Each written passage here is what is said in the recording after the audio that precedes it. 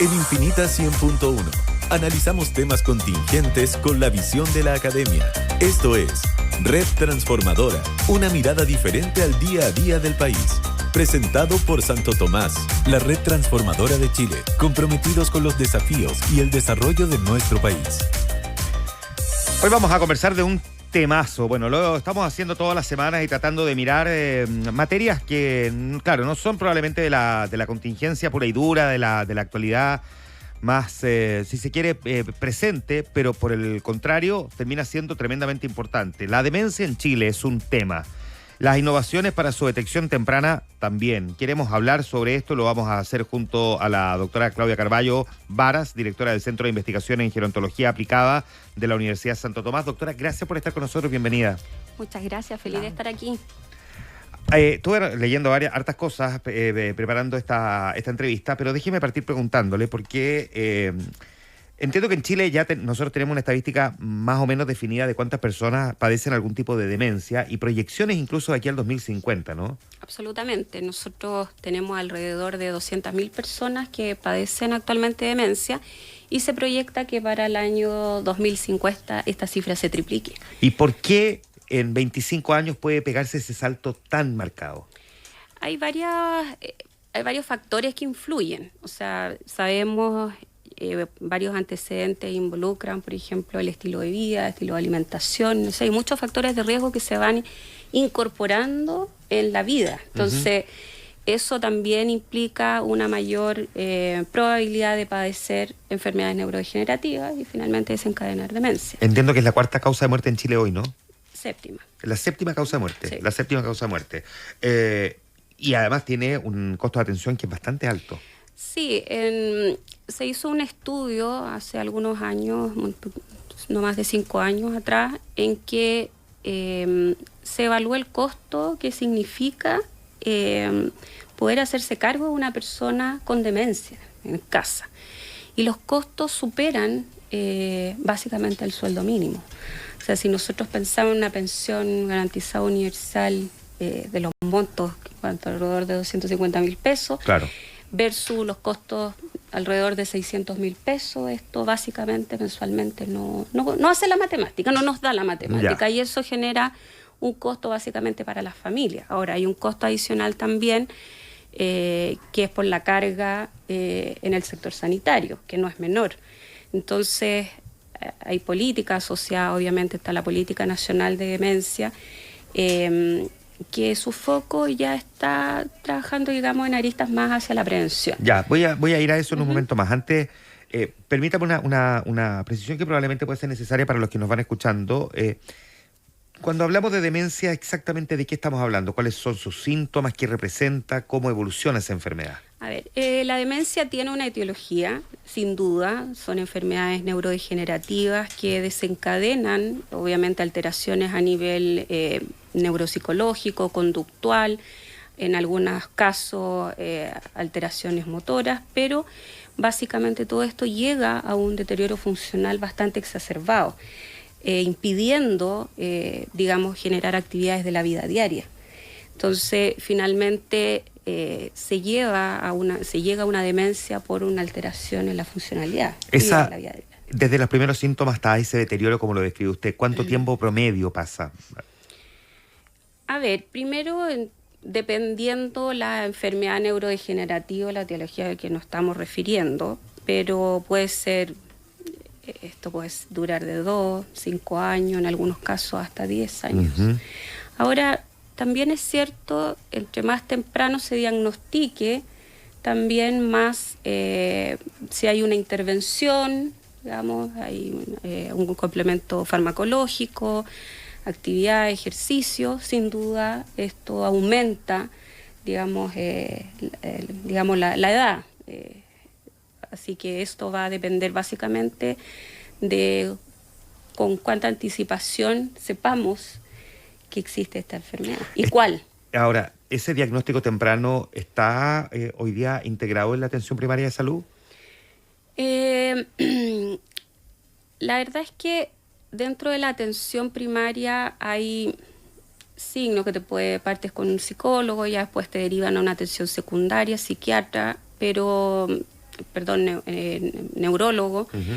Y hay una serie de exámenes complementarios, básicamente historial clínico, pero hay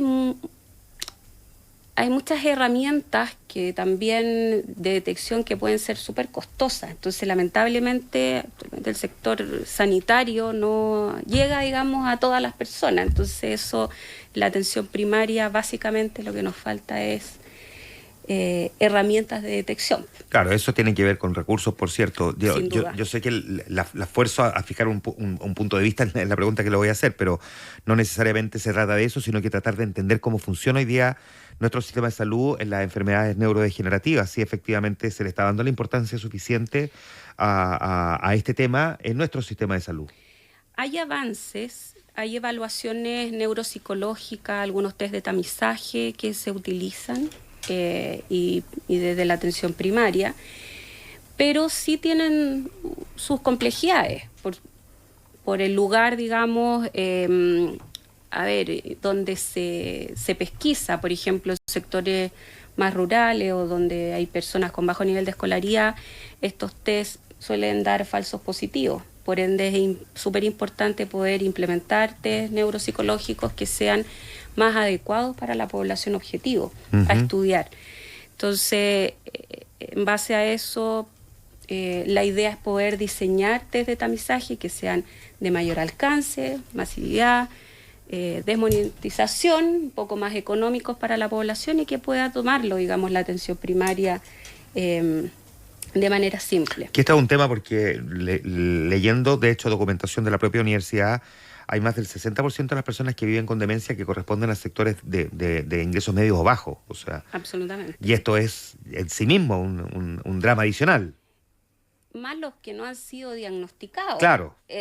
O que no pueden ser diagnosticados, salvo cuando esto ya, la sintomatología es demasiado evidente, por lo cual los años de vida disminuyen. ¿Qué habría? Ya vamos a entrar a un proyecto que está desarrollando la misma universidad, pero déjeme preguntárselo así, ¿qué desafíos enfrentamos como país y qué debería estar abordando el sistema de salud para poder avanzar más rápidamente en la detección temprana? Porque entiendo que la detección temprana ayuda al menos a ralentizar, ¿no?, el avance de la enfermedad. Sin duda. Yo creo que como país aquí requerimos de varios actores, no solamente el sector sanitario propiamente tal, sino empezar a incorporar la academia. Pero de manera mucho más abrupta de lo que... Porque ahora es muy paulatino este ingreso, hay un poco más de trabajo que se está haciendo con el sector sanitario, mayoritariamente con clínicas, pero yo creo que ese es el primer avance, el poder hacer desarrollos conjuntos en base a las necesidades del país, poder unificar esfuerzos, no trabajar en islas, digamos, cada uno, y mucho trabajo de laboratorio, o trabajo, digamos, más... o sea, la idea es llegar a la interdisciplinariedad y por sobre todo concientizar a la población que su historial, su experiencia en salud es muy importante para poder desarrollar nuevas innovaciones en estas temáticas. Y muchas veces el inicio es, no, es que voy a ser un conejillo de India, básicamente ustedes me van a utilizar.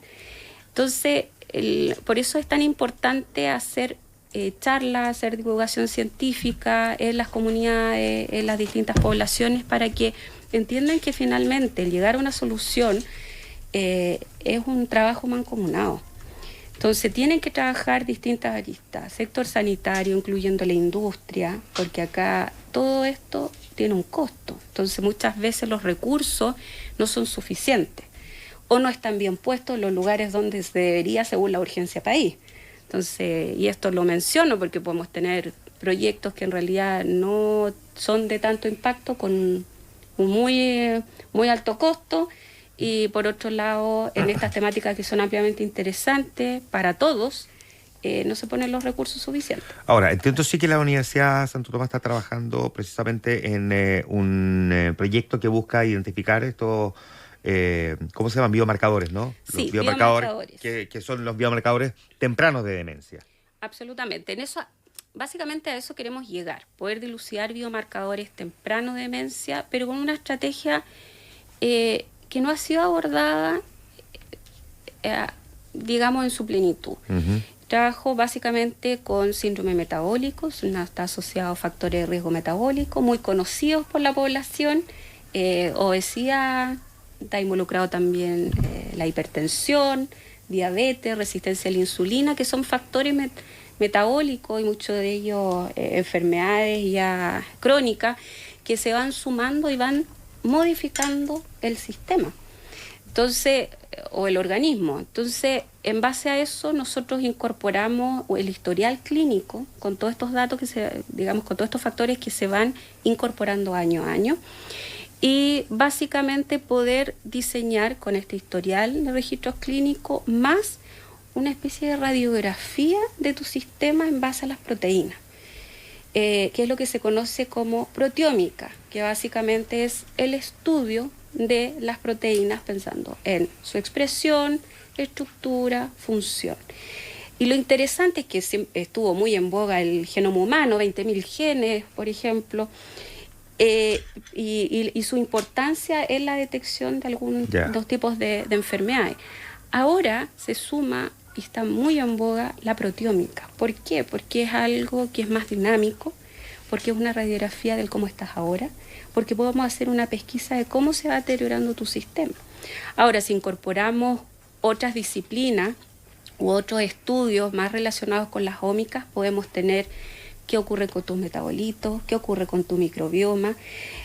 La idea es poder llegar a una medicina más personalizada y de precisión. Y la mejor manera es poder sacar esta radiografía de cómo está tu organismo hoy y cómo podría llegar a estar mañana. Por eso incorporamos el uso de inteligencia artificial o inteligencia computacional, herramientas de machine learning, deep learning, para poder, estudiar estos fenómenos y poder tener estas proteínas candidatas que nos puedan ayudar a tener biomarcadores y que en un futuro pueda ser mucho más asequible, digamos, a través de un test y poder hacer, digamos, la detección de algún tipo de enfermedad neurológica. Hay un estudio piloto, ¿no es cierto? Hemos alcanzado nuestra prueba concepto, vamos en TRL 3, digamos, del nivel de desarrollo tecnológico, estamos postulando a fondos por todos lados, digamos, para poder escalar esto, porque no termina solo en los biomarcadores. O sea, la idea es poder encontrar patrones, cómo se va desarrollando estos biomarcadores, pero terminar en un software que nos ayude a poder generar alertas tempranas para uso, digamos, del personal médico. Es como un biobanco en el fondo. Esperamos, y aquí es donde políticas públicas necesitamos ir, digamos, desarrollando políticas públicas en torno a estas temáticas, porque los biobancos, podría ser muy interesante tener biobancos, por ejemplo, de tejido, de los exámenes, pero que esto sea obviamente con consentimiento informado, pero se masifique. Poder tener un biobanco de todas estas muestras, un biobanco de datos, de tal manera de poder generar soluciones o desarrollo mucho más a medida. Entonces, para eso obviamente requerimos un poco más de concientización de todos, digamos, de todas las autoridades, las personas. ¿Por qué cree usted, doctora, que ha faltado generar ese mayor grado de concientización? Es que este no es un tema desconocido. No es un tema desconocido, pero no... A ver, cuando se realizan estudios, no siempre se tiene la muestra que se desea, ¿ya? Y entre más muestras, entre más evaluaciones se realicen, más contundentes son los estudios. Y tú puedes llegar a resultados mucho más, digamos, fidedignos, más con resultados estadísticos pertinentes. Entonces, sin duda, la medida en que podamos reclutar grandes cantidades de personas, hacer distintos tipos de evaluaciones, o sea, en la medida en que, por supuesto. Entonces ahí uno más o menos testea cómo está la concientización, inclusive cuando uno toca las puertas en el sector sanitario. Entonces ahí el sector privado, bueno, también por los tiempos, esto también guarda relación con los tiempos en el sector público, que muchas veces no tienen tiempo para albergar estudios. Entonces, pero básicamente uno busca, pero uno se da cuenta que no es una directriz importante en estos momentos para sector público y privado. Déjeme hacerle estas dos últimas preguntas. Primero, ¿cómo se puede hacer para que esta información, estos hallazgos que vayan apareciendo, lleguen a la población general, que no solo queden en el ámbito académico? Porque en el ámbito académico tiene una utilidad, pero que lleguen a la población general, por cierto, que tiene una utilidad mayor todavía. Sí, a ver, nuestro centro, si bien es cierto, un centro de gerontología que trabaja en envejecimiento y vejez, nosotros trabajamos no solo en laboratorio. La idea es poder ir a las comunidades, hacer mucho trabajo de terreno, el poder contactarte con la gente, el poder entender sus necesidades y muchas veces también hay una retribución de eso, y eso es lo que nosotros buscamos. Si se van a hacer evaluaciones neuropsicológicas, seamos capaces de entregar un informe que esto les sirva. Entonces, a la medida que tú tengas más contacto con la población o más contacto, digamos, con el sector sanitario o de hecho sector, digamos, el trabajo comunitario, sin duda esa es una de las maneras, difundir en todo ámbito. Por último, ¿cuáles son los próximos pasos que tiene este proyecto que están desarrollando ustedes? Sí, por lo pronto estamos levantando capital, por supuesto, para poder avanzar en este proyecto. Yo creo que seguir postulando a recursos no solamente nacionales, sino también internacionales, porque esto tiene un alcance internacional. Y armar un plan, que esto, en realidad, el proyecto tiene varias etapas, ya más que las escalas de desarrollo tecnológico, incorporan políticas públicas, y en eso estamos trabajando para poder también generar un biobanco que sea nacional, que aporte con datos y mayor información relevante de las personas. Entonces hay que trabajar desde distintos frentes. Entonces no es solamente el capital para hacer trabajo laboratorio, claro, sino hay toda una serie de desafíos que se van sumando, pero también se van trabajando en paralelo. La doctora Claudia Carballo Varas, directora del Centro de Investigación en Gerontología Aplicadas de la Universidad Santo Tomás, conversando esta tarde con nosotros. Doctora, muchas gracias por venir al estudio de Infinita, aquí en Lo que Faltaba. Gracias a ustedes. Muchísimas gracias. 7:24. Esto fue Red Transformadora, una mirada diferente al día a día del país. Presentado por Santo Tomás, la red transformadora de Chile, comprometidos con los desafíos y el desarrollo de nuestro país.